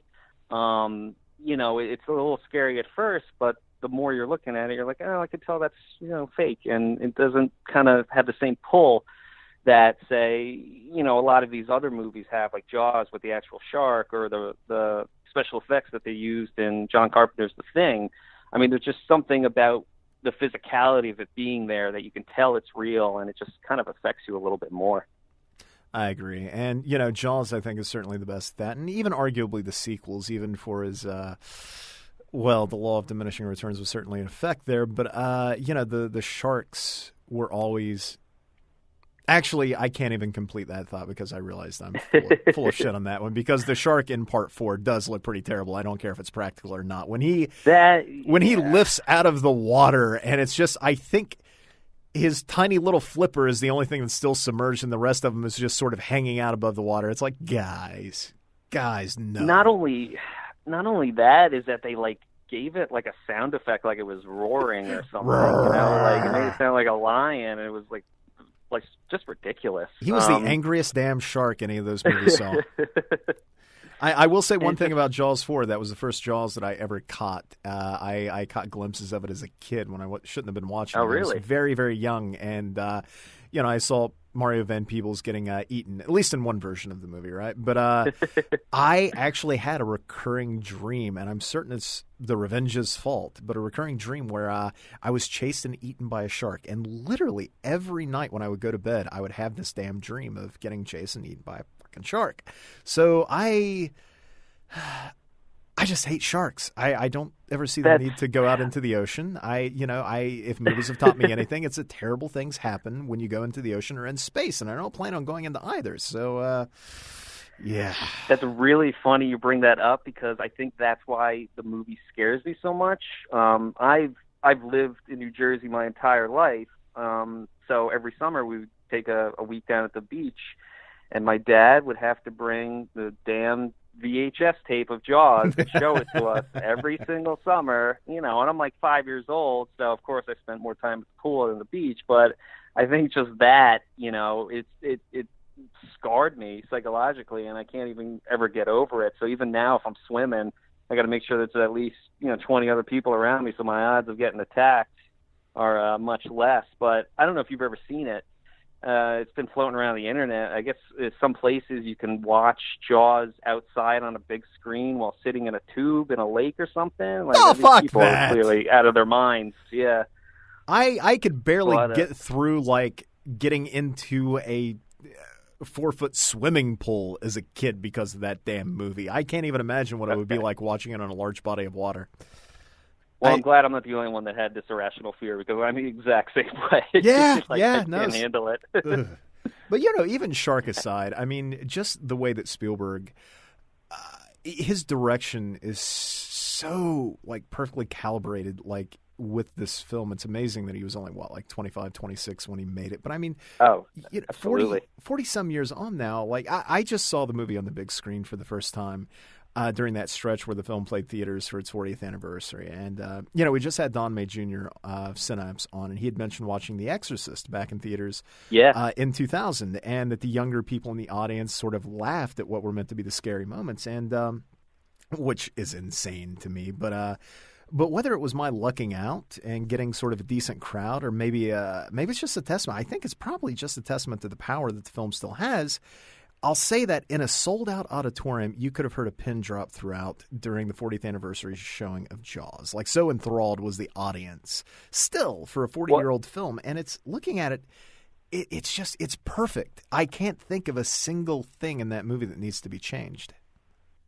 I think that's, fantastic that people are still having that kind of reaction to it. And I think you brought up a good point. It speaks to the timelessness of the movie. I mean, yeah, it was released about 10 years before I was even born, but you watch it now, and other than, some of the hairdos and clothes, I mean, everything is still relevant. It's still about people just trying to have a good time on vacation, and then this unseen menace just kind of wrecks everybody's day. And I mean, to me, it's got still one of the most terrifying scenes in any movie I've ever seen. And I watch a ton of horror movies, but when those kids are in that bay, and that guy goes to save them, I don't know if he's like one of the kids' fathers or just someone that knows them, and his boat gets tipped over, and he's so desperately trying to claw back up, to his boat or canoe, and you just see that image of the shark coming in sideways. I mean, it's the scariest thing I've ever seen in my entire life.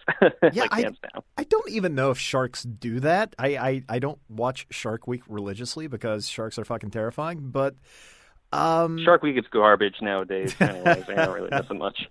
Yeah, I mean, I'm fascinated by them, and I'll never fail to check out a shark movie that's not called Sharknado or basically anything that comes on Sci-Fi. But, like The Shallows, had to be in the theater to see it. 47 Meters Down, had to go and see it. Yes.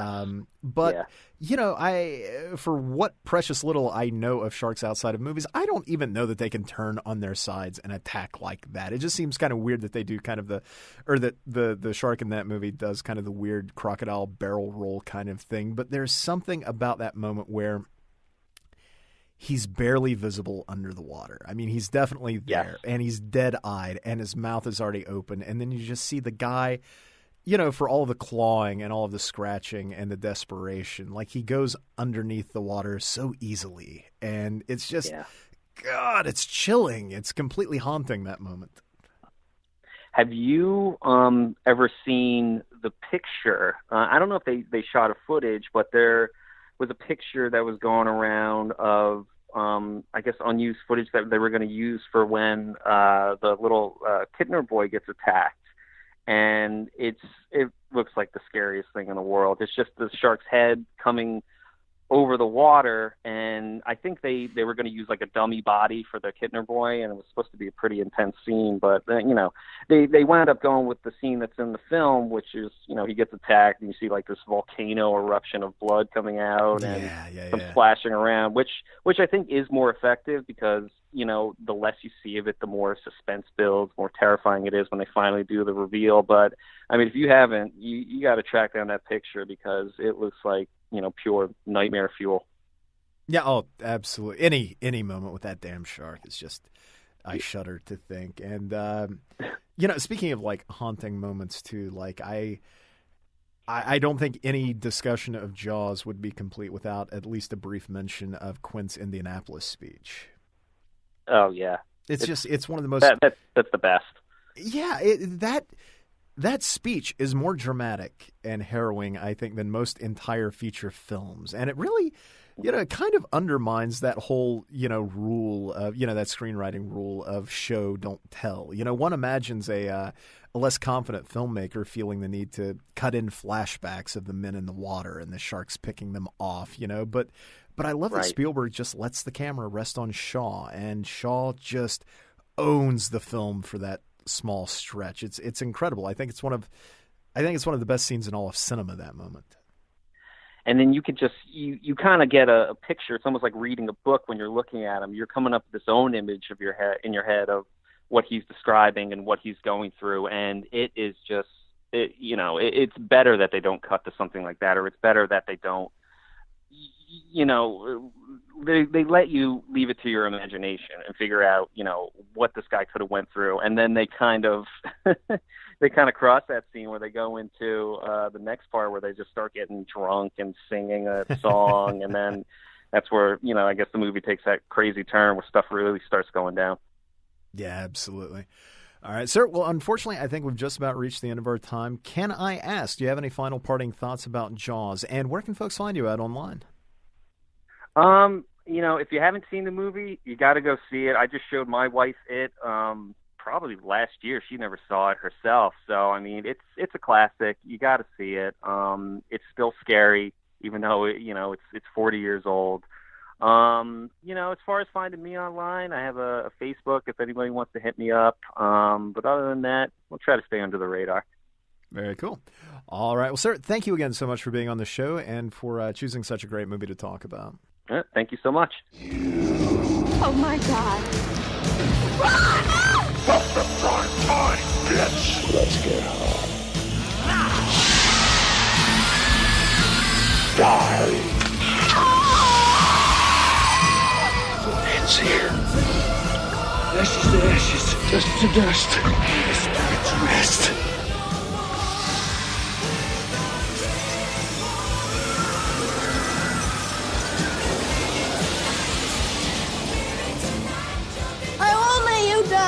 I won't let you. I'm a dream you would do a beautiful thing. Nightmare 3 was the first of the franchise that I'd seen, I believe, and it was just like the kills in the show or in the movie are probably my favorite about the entire series. The Welcome to Prime Time and him puppeteering with the guy and throwing him off the cliff. And just the overall movie is, out of all of them, my favorite. That was Ethan James talking about Chuck Russell's 1987 Freddy flick, A Nightmare on Elm Street 3, Dream Warriors. Mr. James, thanks so much for being on the show. Thank you for having me. So, out of any horror movie, and any Nightmare on Elm Street movie, actually, why go with Dream Warriors? It was the first one that I've seen, and just the kills, I don't know, they've got like a classic touch to them. You have the Welcome to Prime Time bitch, and like I said, the puppeteering, and then you have the his claws turning into syringes. And I just thought it was amazing the way they did everything with the drug addict and, Yeah, it was so imaginative, that movie, in a way that, maybe...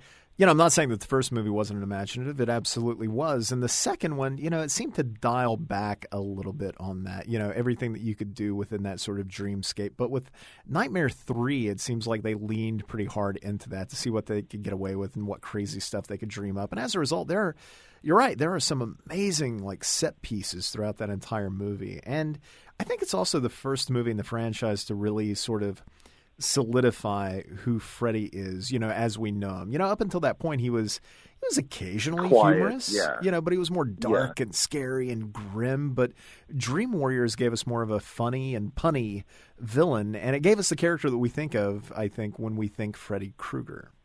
Yeah, I was telling my girlfriend, she had never watched any of them. I told her, we watched the first one last night, I believe, and I told her that the third was my favorite. She was asking why, and I was like, it's when Krueger becomes Krueger as we know him. You got him in the first one where he's kind of quiet and he's got a few one-liners and he's not really funny. And then the second one, you see him, but you don't see much of him.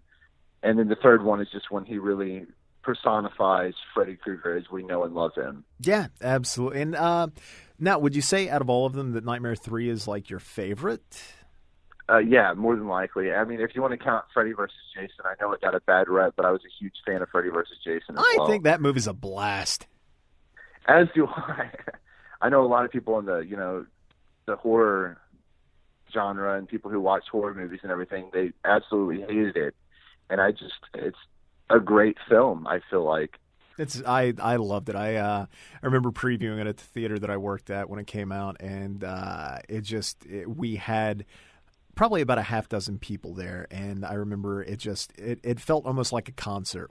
This was the movie that we'd waited on forever, and even though there was only a handful of us, it was just like, it was rowdy and it was fun, and we were chanting stuff at the screen and cheering, the different moments. And what's crazy is that movie killed its opening weekend. Like, it sold out so many shows and people walked out just like charged, and I'm still stunned that we never got any follow-ups to it. I can't believe that their next steps after the success of that movie was to reboot both of the individual franchises. It's just kind of crazy to me, but I don't know. When I will say that's probably my fourth favorite in the franchise, but weirdly enough, my favorite three, I think, are the three that Craven had some hand in. I love the first one. I love New Nightmare. And then out of all the sequels, I think Dream Warriors is hands down my favorite. And of course, Craven didn't really write the script that wound up being, the movie that we wound up seeing. But the fact that he had a hand in it at the very beginning in some way, co-writing the script with Bruce Wagner, I think, maybe elevated it a tad,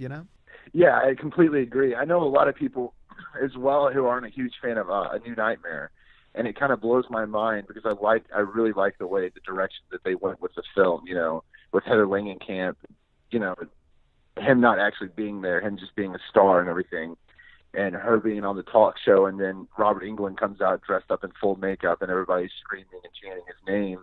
I thought they did a really, really good job, and a lot of my friends say it's a terrible film, and I've read terrible things online where people don't like the film. Yeah, they just don't like the movie, and I don't see how. I mean, in my opinion, if any of them out of the franchise, I didn't like 2 that much at all. I just, them taking him into the real world at the very ending just kind of turned off the entire film for me. They kind of broke a rule, in my opinion.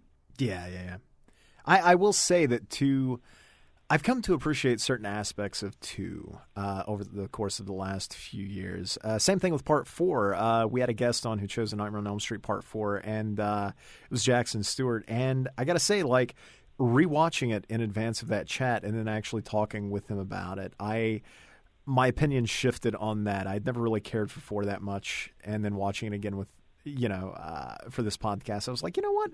I do like Part 4. I think it is really interesting, but by the time you get to 5 and then especially 6, like my patience for the sequels, it's sort of wears thin by that point. Yeah, absolutely. I don't know, but 3 I think is probably, so far as the continuity set in stone by the first movie, I think the third one's probably the best sequel. I almost see New Nightmare as standing outside of the rest of the franchise. It's more of a neat companion piece than a sequel. Yeah, I can agree, definitely. Like I said earlier, there's just something about 3 that, it's just incredible in my opinion. I had seen bits and pieces of the first one when I was younger, and I remember watching Johnny Depp get sucked into the bed and just like that scene right there turned me on to it, and then I ended up watching the entire third one, and that was all.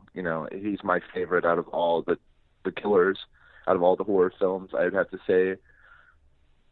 Yeah, and there is something about Dream Warriors too that's kind of interesting in that it almost kind of plays out like some sort of fan wish fulfillment flick gone very wrong. Like our heroes in the movie, they get to be actual heroes for a time, rather than simply being victims. And, even in the first movie, Heather Langenkamp's Nancy, she's such a great final girl. She's very resourceful and proactive at the end of it, but she's still a target, And what's neat about Dream Warriors to a point is that you get the feeling that Freddy is now contending with kind of superhero versions of potential victims. And of course, this being a horror movie, it all goes so very wrong for them, but it's a really neat place to start from. And it's something that they I felt like that idea could have been exploited further in the later movies, and it really wasn't. And that kind of bums me out because it's such a great idea. I agree. Out of all the scenes in number 3, aside from the Welcome to Prime Time, I think Heather Langenkamp, or Nancy, her death was like a huge upset, but then again, it kind of made the film because it paved way for Patricia Arquette, I believe it is, isn't it? Yes, yeah. Yes, yeah. It paved way for her to defeat Freddy, and I thought that was really cool as well. Yeah, and it's a shame because it felt like there was a passing of the baton there between Nancy and Kristen, and unfortunately, by the time you get to the next movie, we have a completely different actress playing Kristen, and she is offed so unceremoniously in the first 20, 25 minutes of the movie. It's kind of a bummer. It's almost like Nancy's sacrifice was kind of all for naught in a way. But, just looking at Part 3, Nancy dying feels appropriate because, the way the film ends, it feels like it could have been the final installment. There was a finality there. It really does, yeah. It was sort of easily sidestepped in the following movie, sure, and I like Part 4 and parts of 5 and very little of 6, but I can't help but wonder if the franchise might have been stronger overall to have gone out with Dream Warriors and that ending, sort of bringing everything to a close, and then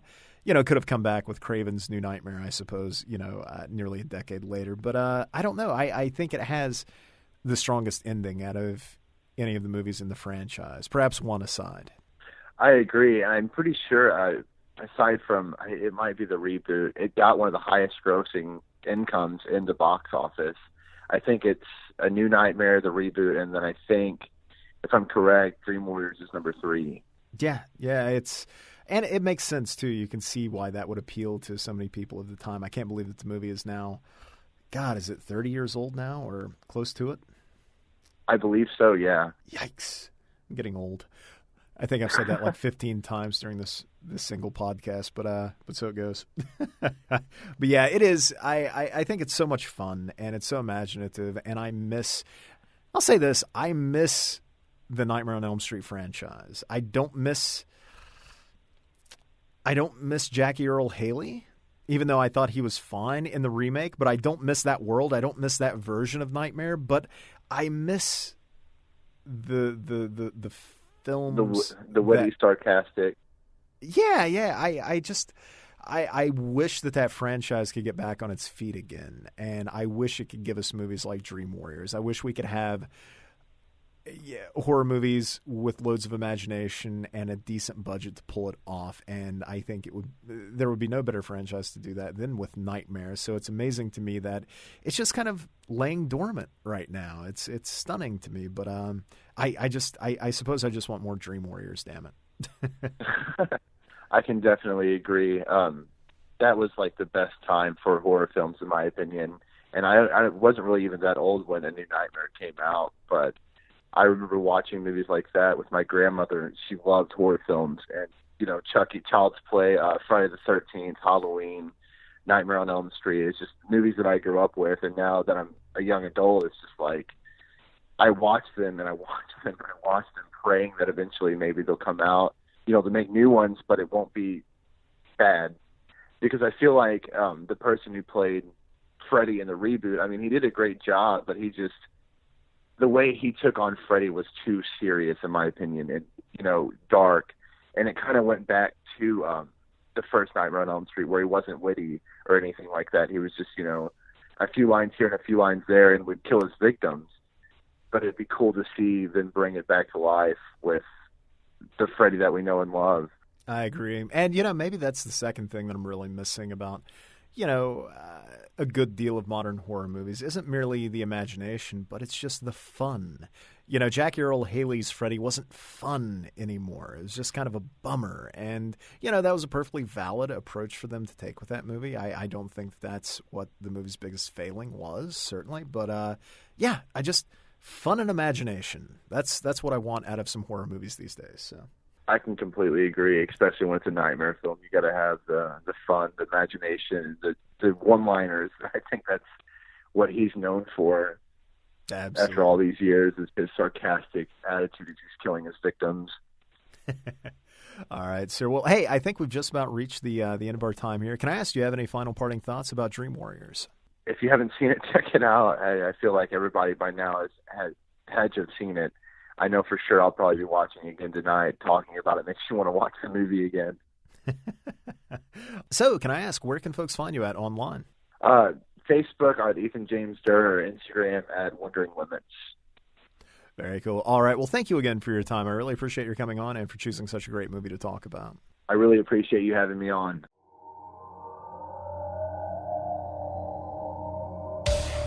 All right, and so ends our anniversary episode. We hope you enjoyed it. We'll be back next week. In the meantime, let us know what you thought about this episode. Leave a comment, rate and review us on iTunes, yell at us on Facebook and Twitter. That's at Scream Addicts, and I'm at Jinx 1981.